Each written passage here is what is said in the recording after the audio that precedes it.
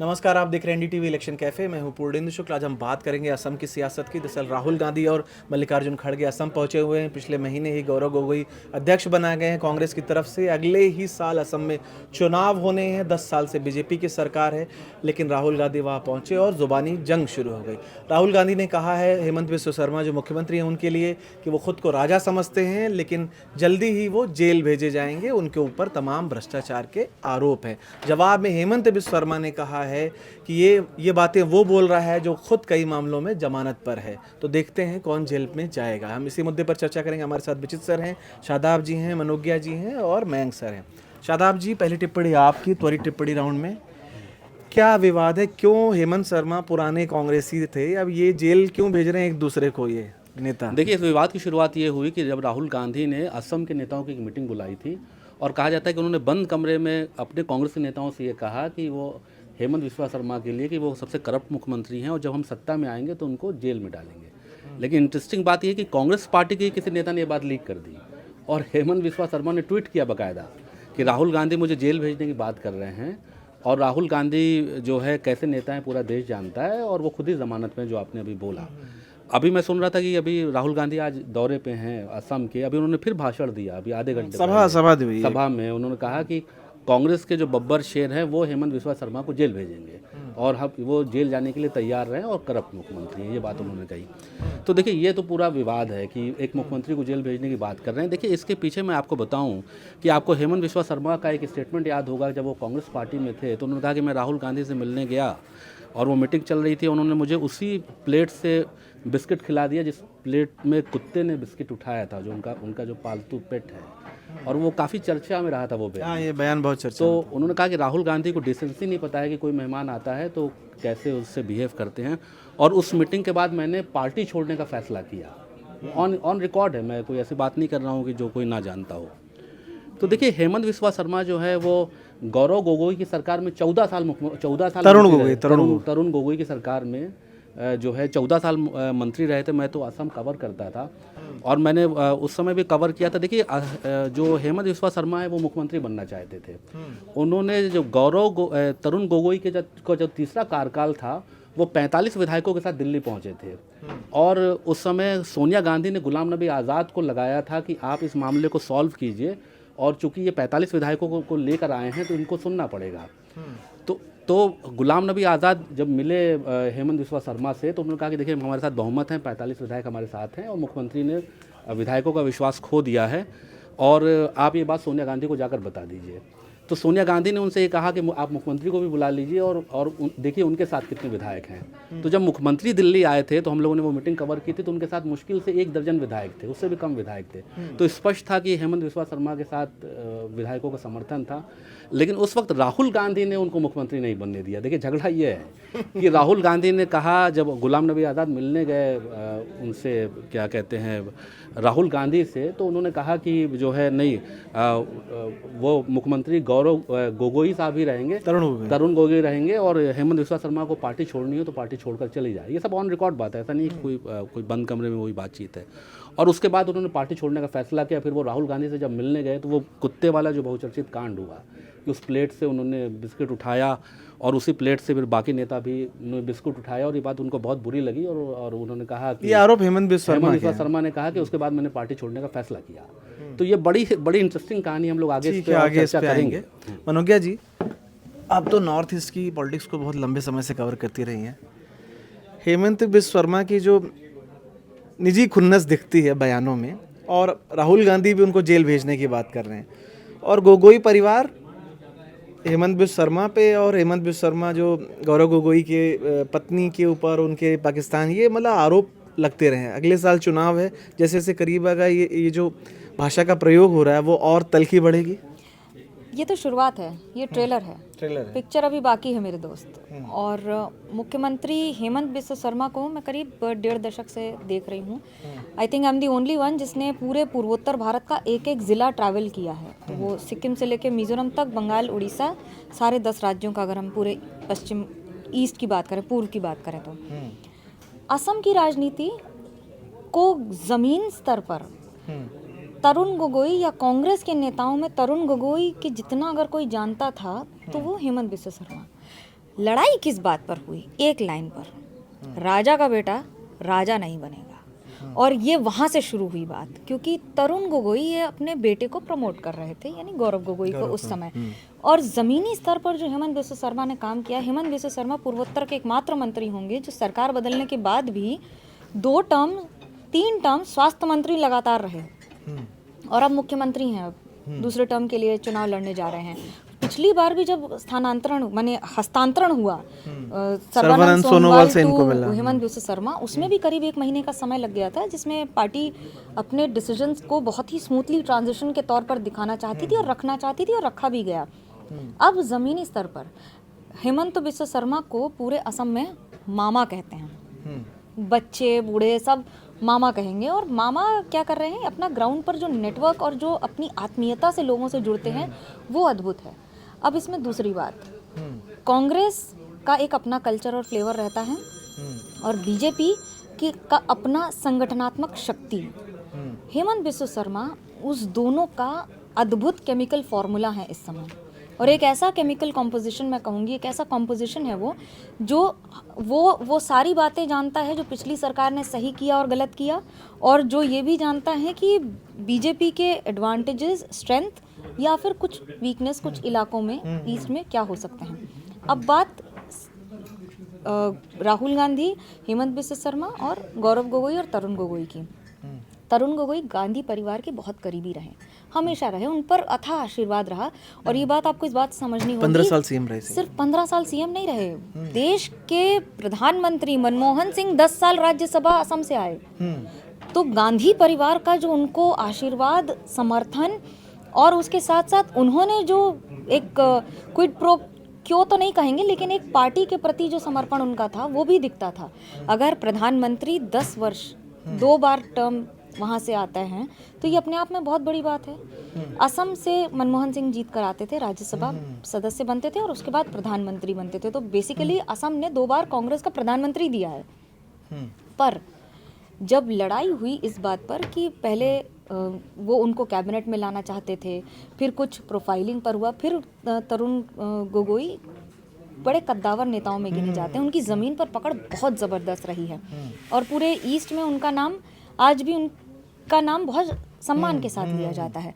गौरव गोगोई से इस समय जब ये बहस शुरू हुई थी तो सबसे पहले ये था कि प्रमोशन के तौर पर वो अपने बेटे को उत्तराधिकारी देखते थे, और अगर मैं ये कहूँ कि लड़ाई उस समय टैलेंट और वर्सेस माने फैमिली लेगेसी की थी, कि क्या फैमिली गोगोई परिवार की लेगेसी उनको हैंडओवर की जाएगी कांग्रेस की बागडोर, या हेमंत बिस्वा शर्मा जो कि कॉटन कॉलेज से एक युवा नेता के तौर पर उठकर आए हुए नेता और फिर मंत्री और फिर मुख्यमंत्री की दावेदारी कर रहे थे। समर्थन के तौर पर आज भी जो शादाब ने कही कि कांग्रेस की बात कांग्रेस से सबसे पहले, और ये बात सच है कि कांग्रेस की बात सबसे पहले हेमंत बिस्वा शर्मा तक अगर पहुंच जाए तो आप बहुत ज़्यादा आश्चर्यचकित मत होइएगा। वो नेटवर्किंग है, वो उनका ग्राउंड बेस है।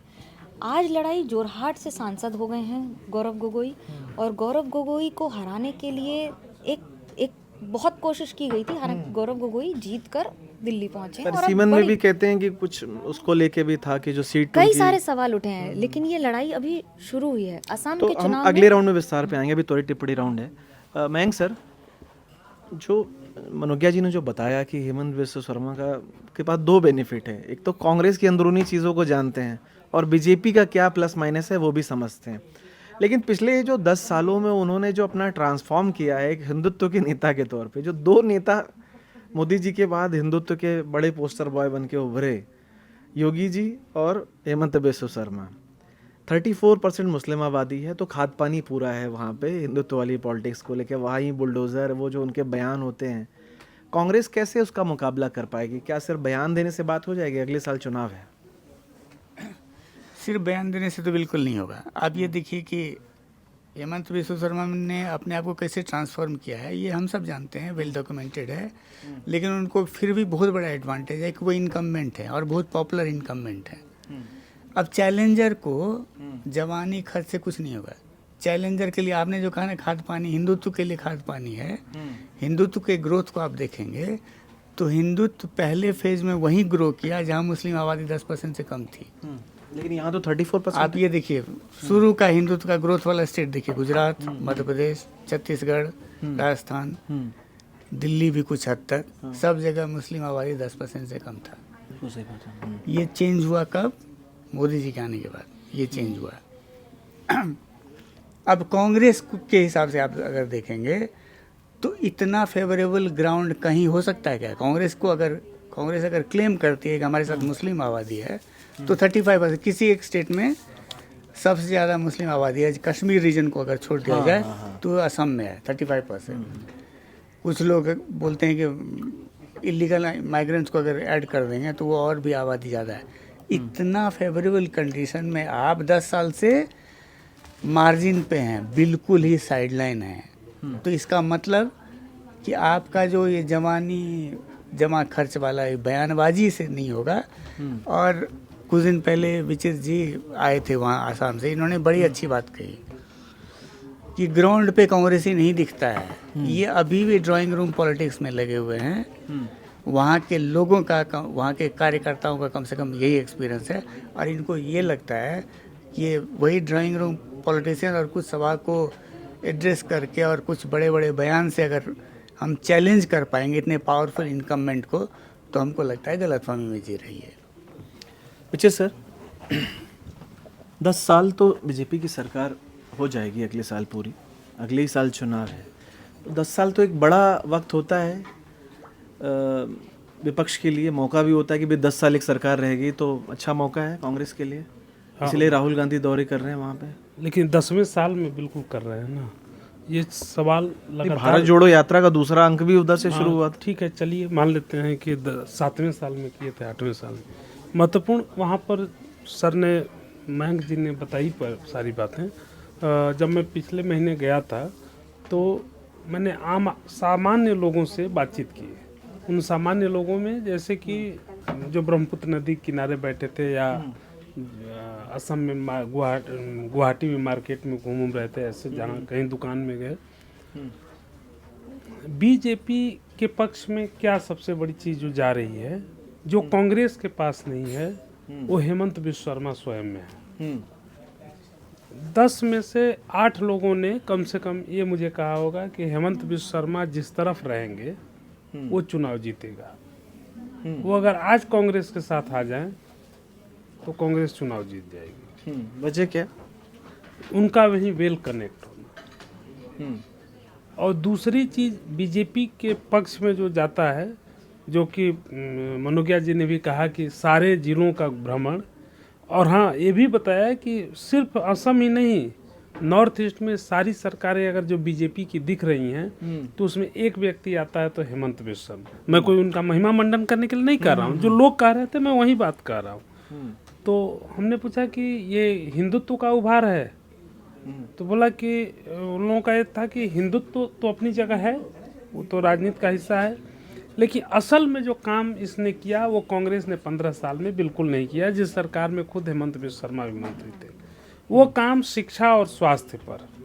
जो मेरा टैक्सी ड्राइवर था वो अपने बच्चों को सरकारी स्कूल में पढ़ाता है और बहुत खुश है। इनके समय में वो 35 साल का नौजवान था, अपने बच्चे को जो पढ़ाता है 2री 3री क्लास में। वो उससे पहले सरकारी स्कूल की स्थिति बहुत खराब थी, अस्पताल बहुत अच्छे हो गए। ये उसने वहाँ पर, और उसने ही नहीं, मैं एक अदद आदमी की बात नहीं कर रहा हूँ, जिनसे भी मैंने बात की तो बोला कि अस्पताल और स्कूल ये दोनों का अच्छा होना बहुत बड़ी बात। तीसरी बात कि कांग्रेस के कार्यकर्ताओं, कांग्रेस का तो कहीं पोस्टर ही नहीं दिखता। तो हमने पूछा क्यों नहीं दिखता? बोला कि एक तो कांग्रेसी आते नहीं जमीन पर, दूसरे आते भी हैं अगर कहीं, और अगर कोई पोस्टर लगा देते हैं तो आकर के सरकारी संगठन जो आरोप लगा रहे हैं, जो सरकारी मशीनरी है, वो आकर के वो सबको धराध्वस्त करके चल कांग्रेस के पोस्टर हटा देते हैं। हाँ, तो बीजेपी के पावर का जो हनक है। और तो हम लिखे तो इस पर कांग्रेस वाले हंगामा क्यों नहीं करते हैं? तो हंगामा इसलिए नहीं करते हैं कि अगर हंगामा करेंगे तो उनको बुलडोज कर दे, जेल में भेज देंगे, और जेल में भेज देंगे तो कोई उनका नेता वहाँ पूछने वाला नहीं है। कार्यकर्ता तभी उत्साह दिखाता है जब उसको ये विश्वास होता है कि उसका नेता उसके साथ खड़ा है।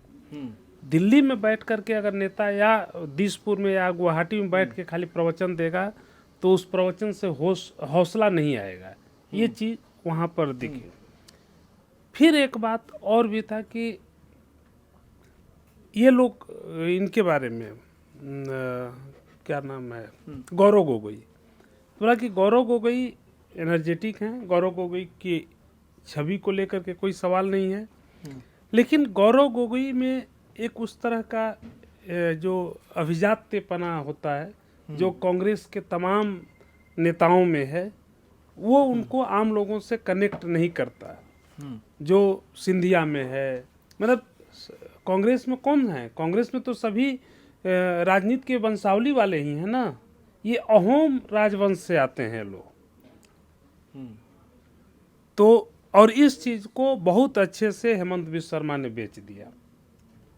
तो लोगों का तो ये कहना है कि इस बार भी बीजेपी आएगी। अब आएगी या नहीं आएगी वो तो जब वोट देंगे तब होगा, हम नहीं जानते कि क्या होने वाला है वहाँ, क्योंकि मैं तो 2-3 दिन रहा, 2 दिन में आप कुछ नहीं जान सकते, लेकिन 2 दिन में लोग जो कह रहे हैं मैं बस वही बता रहा हूँ।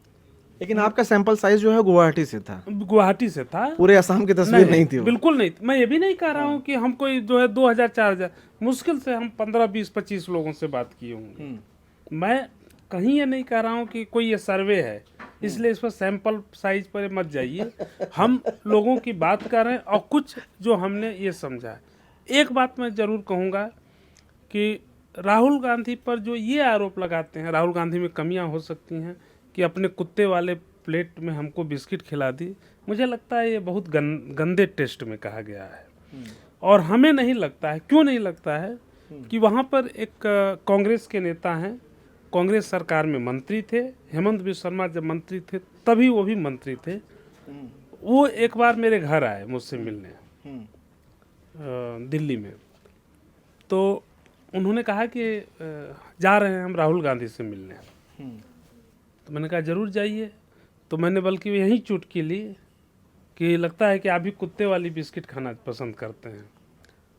तो उन्होंने कहा कि नहीं, हेमंत बिस्वा शर्मा कोई पहली बार तो गए नहीं थे राहुल गांधी से मिलने, तो उस दिन उनको कुत्ते वाली बिस्किट मिली, इससे पहले क्या इंसानों वाली ही खाली बिस्किट मिल रही थी? नहीं देखिए, ये मैं एक बार बता दूं पहले जो उन्होंने कहा, बोला कि हम लोग जाते हैं, ऐसा कहीं नहीं है कि राहुल गांधी ये करते हैं, बाकी वो अपने घोटाले में फंसे हुए थे, उनको निकलना था, प्लस उनको मुख्यमंत्री बनना था, वो चीज़ें अपनी जगह हैं जिसके लिए कि वो चले गए। लेकिन उन्होंने जा कर के वहाँ पर अपने को साबित कर दिया और आज की तारीख में मजबूत स्थिति में है। राहुल गांधी की ये कह देने से कि हम इस बार हमारे बब्बर से पहले तो ये जानवरों की भाषा बोलना बंद करें, वही नहीं दूसरी तरफ भी टाइगर बनते हैं लोग, इंसान कोई नहीं बनता है, कोई बब्बर से कोई टाइगर, कभी इंसान बन करके आप राजनीति कर लीजिए, वो ज़्यादा बेहतर और फायदेमंद। देखिए ये जो बात कह रहे हैं ना, जैसे वो जो बिस्किट वाली जो घटना हुई थी, देखिए वो जो घटना जो हुई थी, जिसका जो दावा हेमंत बिस्वा शर्मा करते हैं, उस पर देखिए राहुल गांधी ने कभी कुछ बोला नहीं। उस मीटिंग में सीपी जोशी मौजूद थे जो कि उस वक्त इंचार्ज थे बंगाल के, और ये गोगोई साहब के साहबजादे मौजूद थे, गौरव गोगोई। तो ये 4 लोगों के बीच में घटना हुई बंगाल के थे कि असम के थे? कौन असम का इंचार्ज? हाँ, असम और बंगाल के इंचार्ज थे सीपी जोशी।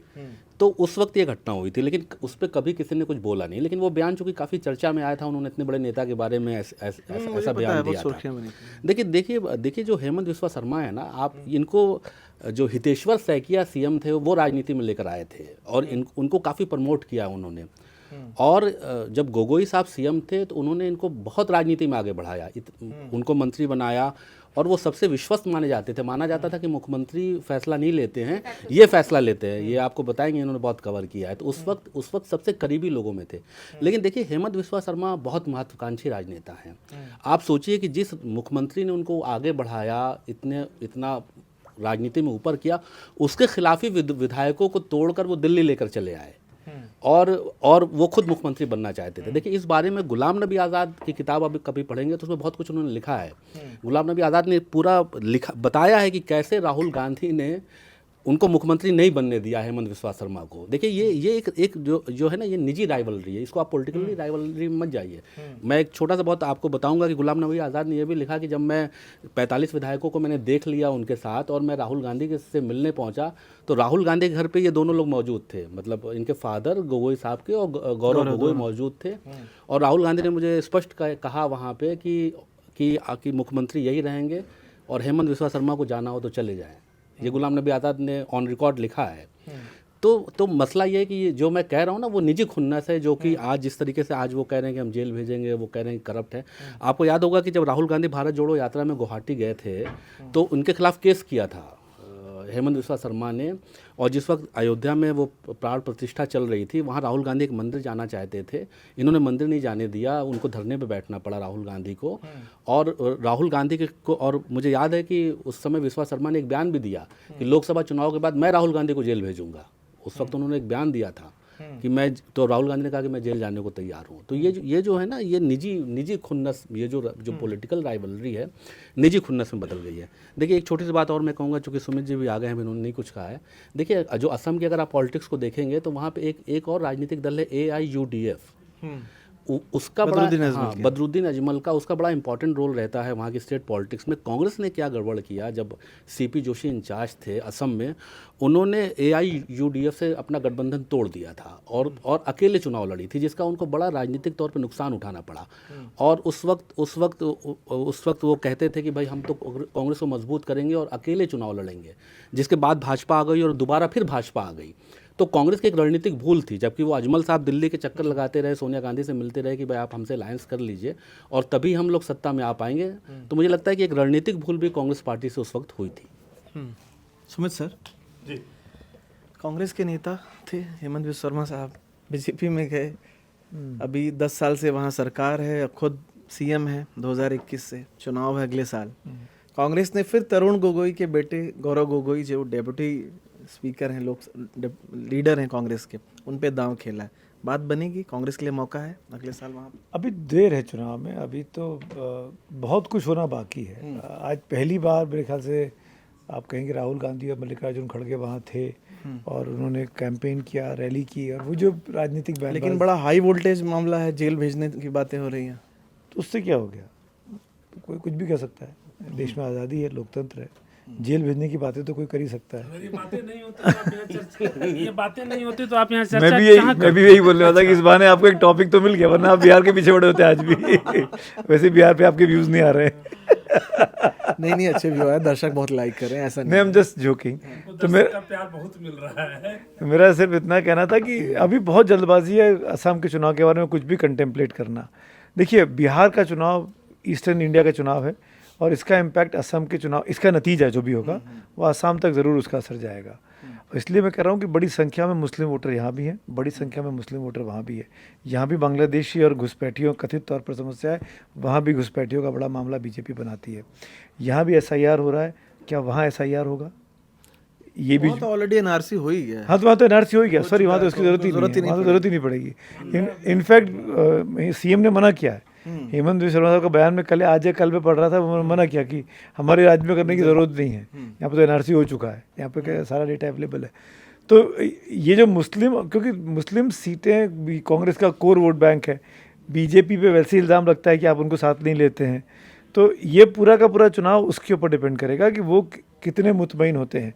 जो तीसरी बात शादाब बोल रहे थे, AIUDF वाली बात, कि वो कहाँ खड़ी है, वो किसके साथ है, वो कांग्रेस के लिए कितनी बड़ी मुसीबत बन सकती है, कितना कांग्रेस का वोट खाती है। क्योंकि हेमंत बिस्वा शर्मा के लिए अभी आज की डेट में लड़ाई ज़्यादा आसान दिखती है बजाय गौरव गोगोई के, अगर आज की डेट में आप बात करें।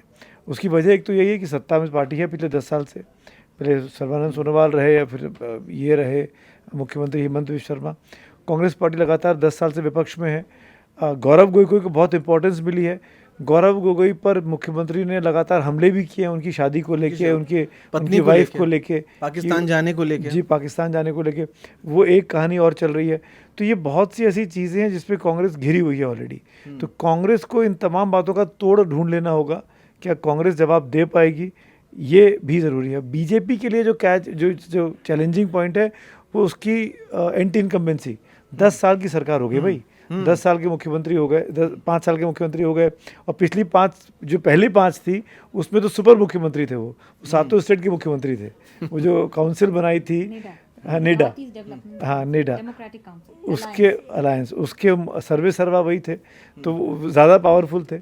इनफैक्ट कम Himanta Biswa Sarma blue eyed boy रहे हैं दिल्ली लीडरशिप के, तो अब हेमंत बिस्वा शर्मा को अपना रिजल्ट ला के देना है, तो क्या होगा, अरेस्ट होंगे नहीं होंगे, ये सब तो राजनीतिक बयानबाजी है। जब कोई अरेस्ट होगा, जब कोई पेशी होगी, जब कोई मुकदमेबाजी होगी, हम फिर चर्चा कर लेंगे।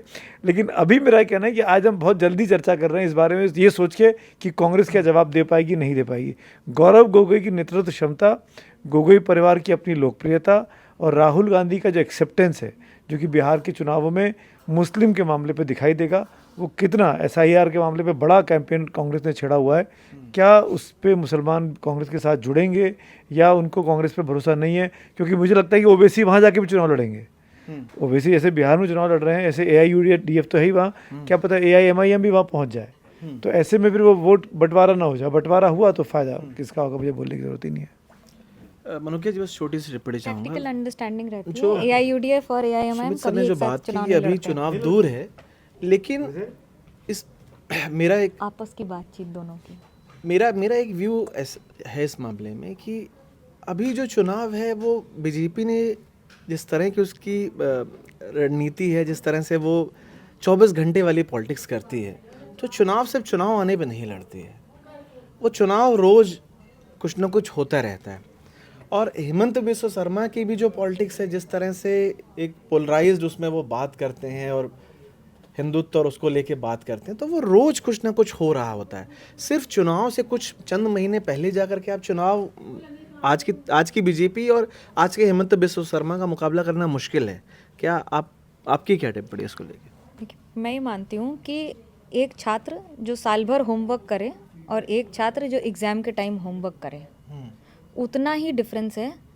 बीजेपी जो साल भर चुनावी राजनीति करती है और राजनीति पर मेहनत करती है, जो मैं अगर असम का एग्जांपल दूं आपको, एक क्लासिक एग्जांपल है बोगीबील ब्रिज। 5 गुना से 10 गुना उसका बजट हो गया था। बोगीबील ब्रिज को मैंने खुद 15 साल में बनते नहीं देखा, लेकिन अभी कुछ वर्ष पहले वो ब्रिज बनकर तैयार हो गया और 10 टाइम्स मोर कॉस्ट पे आकर पब्लिक के लिए जुड़ गया। लेकिन अब आपको दूसरी बात बताऊं कि इंफ्रास्ट्रक्चर डेवलपमेंट जो बीजेपी की सरकार में असम में हुआ है, दैट इज़ अनप्रेसिडेंटेड। हम 2006 में पहली बार असम गए थे, एयरपोर्ट पर ताला लग जाता था, शाम को फ्लाइट चली जाती थी और वो ताला लग जाता था और सब घर चले जाते थे। इस समय it is one of the highest and one of the busiest. कौन से एयरपोर्ट की आप बात कर रहे हैं? मैं गुवाहाटी एयरपोर्ट की बात कर रही हूँ। गुवाहाटी एयरपोर्ट पर मैं पहली बार 2004 में गए थे, लेकिन उसके बाद 2006, 7, 8 से लगातार जा रहे हैं। एयरपोर्ट पर ताला लग जाता था, शाम को ताला लगाकर सब स्टाफ घर चले जाते थे और ये हालत थी कि अगर आपको अपर असम से लोअर असम की तरफ आना है तो आपको नदी में high tide low tide calculate करना पड़ेगा कि कितने बजे आपको नाव मिलेगी। अगर नाव नहीं मिली तो यहाँ तक कि मैं कहूँ, मैं 10 साल पहले माजुली गई थी। Majuli is the largest river island in the world, जो कि अभी सर्बानंद सोनोवाल की कॉन्स्टिट्यूंसी है। वहाँ जाने के लिए हमें पहले टाइड कैलकुलेट करना पड़ा, फिर कोई गाड़ी नहीं मिलेगी, कुछ नहीं। वहाँ के लोगों के लिए अपर असम से लोअर असम आना सपना था। मैं सिंपल सा एग्जांपल दूँ, फ्लड होता था, ठीक है, बाढ़ की स्थिति में जो ज़मीन स्तर पर काम होता था ना, आप 2-2 महीने तक बाढ़ की खबरें करते रहिए, तबाही में ये बह गया, तिरपाल नहीं मिला, वो नहीं मिला, ये नहीं मिला, और ये लगातार होता था। अब ऐसा बहुत अंतर है उसमें। और बाढ़ तो अब भी आती है, विस्थापित तो अभी भी हो रहे हैं। बाढ़ असम की ज़रूरत है। अगर बाढ़ नहीं आएगी तो काजीरंगा ख़त्म हो जाएगा। इसलिए बाढ़ असम की नेचुरल एक बायोलॉजिकल, वहाँ जो पूरा हम उस एरिया की अगर डाइवर्सिटी की बात करें तो उस बायोडाइवर्सिटी की ज़रूरत है असम में बाढ़। अगर बाढ़ नहीं आई ऊपर से तो सारा सिल्ट नहीं बहेगा और काजीरंगा के पेड़ और जानवर मर जाएंगे। आप उसकी टेक्निकलिटी समझिए। लेकिन उस बाढ़ की वजह से जो जानवर आसपास के पहाड़ों पर, कार्बी और अंगलोंग पर चले जाते हैं और फिर ये पूरी ज़मीन बदल जाती है और फिर दोबारा वो उतर कर आते हैं अगस्त सितंबर के महीने में, और फिर पूरा वहाँ ये क्लाइमेटिक चेंज और नेसेसिटी है ये। पर हम इंफ्रास्ट्रक्चर की अगर बात करें तो आप अभी जो नया भूपेन हजारिका पुल बना है, 9 किलोमीटर लंबा पुल है ब्रह्मपुत्र नदी पर। ये पहले भी असम में 15 साल कांग्रेस की सरकार थी, दिल्ली में भी कांग्रेस की सरकार थी। दोनों जगह अगर बीजेपी के शब्दों में कहूँ तो डबल इंजन की सरकार थी, लेकिन काम ज़मीन पर आप देख लीजिए। मुख्यमंत्री की खुद की कॉन्स्टिट्यूंसी में हम जाते थे, वहाँ पर स्कूल्स की हालत देख लीजिए। और अभी जो विचित्र जी कह रहे हैं कि बच्चों स्कूल्स की हालत क्या, सड़क की हालत। गुवाहाटी में एक नदी पार से, ब्रह्मपुत्र नदी के इस पार से उस पार जाने के लिए इंतज़ार करना पड़ता था। अब रोपवे से लेकर उमानंद तक जाने तक या आसपास के सारे इलाके, अब वहाँ पर मरीन ड्राइव है, आप नदी किनारे बैठ के कॉफ़ी पीजिए। और ये इंफ्रास्ट्रक्चर डेवलपमेंट एडवांटेज बीजेपी है जो एंटी इनकम्बेंसी को कम करती है। अब बात हिंदू मुसलमान की, असम में हिंदू मुसलमान नहीं है, ये आपको बहुत गौर से समझना होगा। वहाँ पर असमीज़ वर्सेस बांग्लादेशी है, उसमें हिंदू असमीज़ और मुस्लिम असमीज़ शामिल हैं, और दूसरी तरफ बांग्लादेशी। धुबरी जो कॉन्स्टिट्यूंसी है, जहाँ से 10-28 इंडिया की सबसे ज़्यादा highest populated parliamentary constituencies Dhubri constituency, जहाँ से बदरुद्दीन अजमल लगातार जीत कर आते थे। इस बार वहाँ से कांग्रेस के रिकॉर्ड वोट से जीत के आए रॉकी बुल, क्योंकि वो रॉकीबुल हुसैन जो कि मंत्री थे, हेमंत बिस्वा शर्मा के साथ मंत्री थे कैबिनेट में तरुण गोगोई की, वो इस बार सांसद बन के आए। और मार्जिन 10 लाख का सिर्फ मार्जिन था उनकी जीत का। ये AIUDF की कॉन्स्टिट्यूंसी है, बदरुद्दीन अजमल का स्ट्रॉन्ग होल्ड है उनका। और दूसरी बात, बांग्लादेश के बॉर्डर के चारों तरफ, माने वो चारों तरफ बांग्लादेश का बॉर्डर है और बीच में धुबरी है, जिसकी वजह से घुसपैठ की सबसे बड़ी समस्या और जो लड़ाई होती है, जिसको आप हिंदुत्व के तौर पर देखते हैं, लेकिन वहाँ लड़ाई अखौमिया अस्मिता की बनाम बांग्लादेशी घुसपैठ की है। और ये रियलिटी है वहाँ की लड़ाई। लेकिन इंफ्रास्ट्रक्चर डेवलपमेंट और पार्टी का ग्राउंड लेवल पर काम और नेटवर्किंग और वो जो एक्सेल शीट पर काम करना होता है ना, लगातार होमवर्क करना कि यहाँ पर कितने बूथ हैं, कितना काम किया, ये अभी कांग्रेस को कई गुना ज़्यादा युद्ध स्तर पर करना पड़ेगा। ठीक है। आपने तो बताया कि बहुत डेवलपमेंट के काम हुए और असम में उनके बनने के बाद हेमंत बिस्वा शर्मा के, क्योंकि आप जाती रही हैं तो आप समझ रही हैं। देखिए, मैं एक पॉलिटिकल चीज़ आपको और बताऊं। हेमंत बिस्वा शर्मा जब वहाँ पे, हेमंत बिस्वा शर्मा के खिलाफ एक CBI जांच हुई थी, एक शारदा इस घोटाला हुआ था जिसके जो आरोपी थे उनसे उनकी नज़दीकी बताई जाती थी, और ये जांच कोर्ट ने सौंपी थी CBI को कि आप इस मामले को जांच कीजिए। हेमंत बिस्वा शर्मा उस समय कांग्रेस में थे और भाजपा ने इसको बहुत बड़ा इशू बनाया था। आज वो भाजपा की आंखों के तारे हैं। लेकिन उस समय मुझे याद है कि जो वहाँ पे भाजपा के नेता जाते थे और हेमंत बिस्वा शर्मा के करप्शन को लेकर इशू बनाते थे और वो अटैक करते थे तरुण गोगोई पे, और हेमंत बिस्वा शर्मा के कंधे पे बंदूक रखते थे कि ये सबसे करप्ट मंत्री है, देखिए ये घोटाला, ये काम किया। लेकिन देखिए, वही अब जिन लोगों ने कांग्रेस छोड़ी, भाजपा ज्वाइन किया, उनके साथ क्या हुआ इस पे तो हम लोग चर्चा बहुत कर चुके हैं। तो वही हेमंत बिस्वा शर्मा देखिए आज कैसे भाजपा में रच बस गए।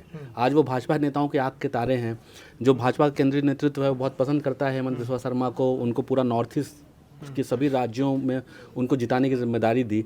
तो वही हेमंत बिस्वा शर्मा जिसके खिलाफ CBI जांच हुई, जो एक करप्शन के सिंबल भाजपा की नज़रों में माने जाते थे, आज आप देखिए कि वो स्थिति बदल गई। आज वो राहुल गांधी के खिलाफ मुकदमा करते हैं, कहते हैं कि लोकसभा के बाद जेल भेजेंगे। राहुल गांधी उनको कहते हैं कि इनको जेल भेजेंगे। तो ये राजनीति में जो बदलाव है, मुझे लगता है कि ये भी काफ़ी कुछ असम में हुआ है। सुमित सर, बस एक आखिरी टिप्पणी आपकी। नहीं, आखिरी नहीं, मतलब आपकी मर्जी है। आखिरी आप मॉडरेटर हैं, जब आखिरी करिए, दिन भर करिए, आपकी मर्जी है। मैं सिर्फ इतना कहना चाह रहा हूँ कि जो बात शादाब कह रहे हैं ना कि वॉशिंग मशीन वाली बात की, हेमंत बिस्वा शर्मा यहाँ आए तो उनके पाप धुल गए और कोई दिक्कत नहीं है। पर शादाब भाई, मुझे ऐसा लगता है ना कि ये एक ऐसी बहस है वॉशिंग मशीन वाली, हर राजनीतिक पार्टी यही करती है। अगर कांग्रेस पार्टी में कोई बीजेपी का नेता आ जाता है तो उसके पाप खत्म हो जाते हैं, उससे सवाल पूछना बंद कर देते हैं, उसके साथ बैठना शुरू कर देते हैं, उनको टिकट दे देते हैं और चुनाव लड़वा देते हैं। जीते हारे उनकी किस्मत। तो यही अखिलेश भी करते हैं, यही उमर अब्दुल्ला भी करते हैं, यही MNS और शिवसेना में भी होता है। मतलब मेरा कहना है कि ये, अगर मैं इसलिए इस बात को कहना चाहता हूँ कि कांग्रेस के पास इस वक्त देश की सबसे बड़ी वकीलों की फ़ौज है और वो कहीं भी खड़े होकर कुछ भी वकालत कर सकते हैं अगर वाकई में सीरियस हैं। अगर उनको लगता है कि हेमंत बिस्वा शर्मा ने बहुत ही बड़ा करप्शन किया था और उनको सज़ा दिलवाई जा सकती है, तो अपने देश का संविधान इतना खूबसूरत है कि आखिरी वक्त तक वो आपको मौका देता है कि आप उसके खिलाफ, उस फैसले के खिलाफ अपील कर सकते हैं। तो क्या कांग्रेस के नेताओं ने, जिसमें मैं अगर नाम भी ले लूं तो आप सब जानते हैं, अभिषेक मनु सिंह भी है, कपिल सिब्बल हैं, ये सब चाहें तो मुकदमे खुलवा दें। अगर कपिल सिब्बल तो निर्दलीय हो गए अब। तो कांग्रेसी हैं, जिस तरह की पैरवी कर रहे हैं, जिस तरह की बात करते हैं, वो किधर है, मतलब बीजेपी की तरफ तो नहीं है। हाँ, बिल्कुल। बीजेपी के तो मुखालफत है ना, ये तो मानेंगे ना। बिल्कुल। तो खुलवा दे मुकदमे, लड़े जाके। वो गौरव गोगोई की पत्नी पर इतने जांच एजेंसी करेगी ना, मुकदमे तो खुलवा सकते हैं ना। जांच एजेंसी के अगर जांच एजेंसी ठीक से काम नहीं करती है, अदालत में तो आप लड़ेंगे ना। हाँ, आप अदालत में लड़े कभी इस पर। जांच एजेंसी की अगर जांच ठीक नहीं चल रही है तो आप अदालत में पहुंच के जांच एजेंसी की शिकायत कर सकते हैं। जांच एजेंसी को डपट हो जाती है। इलेक्शन कमीशन तो को सलाह दे दी सुप्रीम कोर्ट ने SIR के मामले पे कि भाई आधार और राशन को आपको शामिल करना चाहिए। तो ये होता है ना। मैं कह रहा हूँ देश में एक जुडिशरी है, देश में कानून व्यवस्था है, इस पर कितना सीरियसली आप प्रोसीड कर रहे हैं। ये आपकी राजनीतिक लड़ाई है कि आपकी कानूनी लड़ाई है? क्योंकि हेमंत बिस्वा सर, जो कि बात शादाब ने शुरू में की थी 100%, ये पर्सनल खुंदक का मामला भी है, ये राजनीतिक द्वेष का मामला भी, आपस में वन अपमैनशिप की बात भी है गांधी परिवार के बीच में और हेमंत बिस्वा शर्मा के बीच में। वो भी लड़ाई चल रही है और इसीलिए कि मैं उनको जेल भेजूंगा, मैं उनको जेल भेजूंगा, ये ऐसा और वो ऐसा है। गौरव गोगोई के मामले में तो उनको चले जाना चाहिए था कोर्ट में। गौरव गोगोई की पत्नी पर जिस तरह के इल्ज़ाम लगाए हेमंत बिस्वा शर्मा साहब ने, गौरव लगातार स्टेटमेंट देते रहे।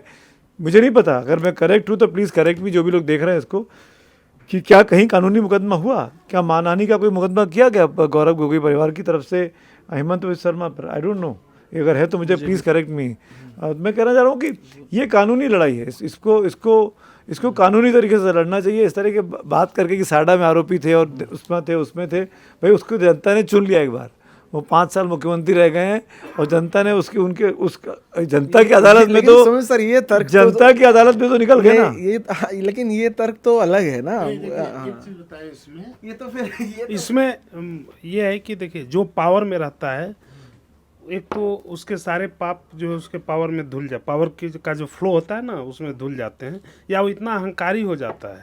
हेमंत सोरेन जेल गए? हाँ, नहीं, मैं ये कह रहा हूँ, हेमंत सोरेन गए ना जेल। आप ये देखिए ना कि कांग्रेस की सरकार थी किसी सेंट्रल में, और भ्रष्टाचार का आरोप उनके खिलाफ स्टिंग ऑपरेशन तक आया सलमान खुर्शीद के खिलाफ।